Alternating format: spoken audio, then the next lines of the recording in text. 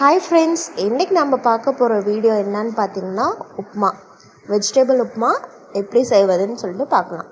First ஒரு கடாய் எடுத்துக்கலாம். ஒரு டம்ளர் அளவுக்கு ரவா எடுத்துக்கலாம். அப்புறம் கடாயில் ட்ரை கடாயில் எடுத்துக்கிட்டு அதில் இந்த ரவா போட்டு நல்லா ரோஸ்ட் பண்ணிக்கலாம் ஃப்ரெண்ட்ஸ்.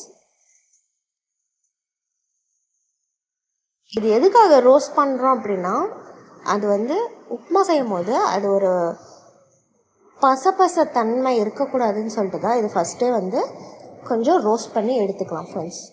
அது இப்போ பார்த்திங்கன்னா கருவேப்பிலை, வெங்காயம், பச்சை மிளகாய், கேரட்டு, பீன்ஸ் ஃப்ரெண்ட்ஸ். இப்போ கடாய் எடுத்துக்கலாம். அதில் இப்போ எண்ணெய் ஊற்றிக்கலாம். அப்புறம் கடுகு போட்டுக்கலாம் ஃப்ரெண்ட்ஸ்.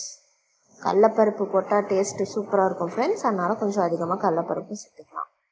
இப்போ பார்த்தீங்கன்னா வெங்காயம் போட்டுக்கலாம். வெங்காயம், கொத்தமல்லி, அப்புறமேட்டு பச்சை மிளகாய் கட் பண்ணி பச்சை மிளகாய் இந்த மாதிரி கட் பண்ணி போட்டுக்கலாம் ஃப்ரெண்ட்ஸ். தென் நல்லா வணக்கிக்கலாம் ஃப்ரெண்ட்ஸ். நல்லா வணக்கிட்டிங்கன்னா சூப்பராக இருக்கும் ஃப்ரெண்ட்ஸ். உப்புமாவில் அந்த ஒரு ரோஸ்டட் டேஸ்ட் சூப்பராக இருக்கும். இப்போ தேவையான அளவு கொஞ்சம் உப்பும் போட்டு நல்லா ரோஸ்ட் பண்ணிக்கலாம் ஃப்ரெண்ட்ஸ். நிறையா பேர் உப்புமானாவே ரொம்ப கமாண்ட் அடிப்பாங்க ஃப்ரெண்ட்ஸ். உப்புமா ஒரு ஹாஸ்டல் பிஜி ஸ்டூடெண்ட்ஸ்க்கெலாம் உப்புமா தான் ஒரு ஃபுட்டு. பிரியாணிக்கு பதிலாக உப்புமாங்கிற மாதிரி பிஜிலலாம் எமர்ஜென்சி ஃபுட்டுனா இந்த உப்புமா தான் செய்வாங்க ஃப்ரெண்ட்ஸ். அப்புறமேட்டு இப்போ நல்லா வெங்காயம் வணங்கிருச்சு. இஞ்சி பூண்டு பேஸ்ட்டு ஆட் பண்ணிக்கலாம். நல்லா மிக்ஸ் பண்ணி விட்டுக்கலாம். இப்போது நீங்களும் செஞ்சு பாருங்கள் ஃப்ரெண்ட்ஸ், சூப்பராக இருக்கும். ட்ரை பண்ணுங்கள் ஃப்ரெண்ட்ஸ். அப்புறம் நம்ம சேனலை சப்போர்ட் பண்ணுங்கள் ஃப்ரெண்ட்ஸ் கொஞ்சம். இப்போ பார்த்தீங்கன்னா கேரட்டும் பீன்ஸும் ஆட் பண்ணிக்கலாம்.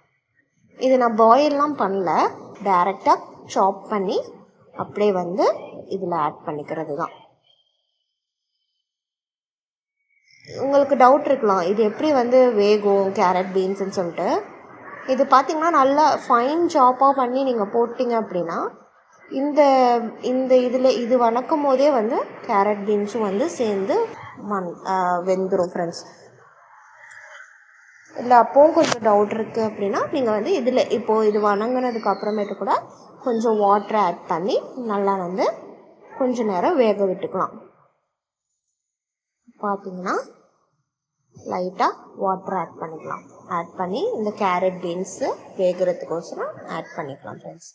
இப்போ பார்த்திங்கன்னா நல்லா அந்த வாட்டர் ட்ரை ஆகிட்டு வருது.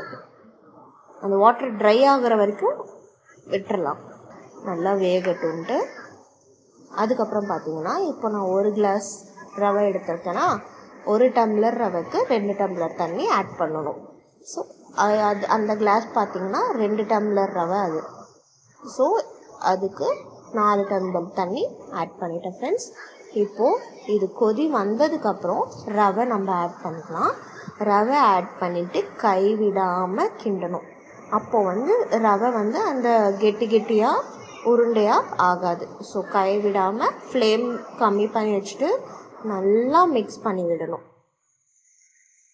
நல்லா மிக்ஸ் பண்ணிங்க அப்படின்னா ரவை கெட்டியாக ஆகாது.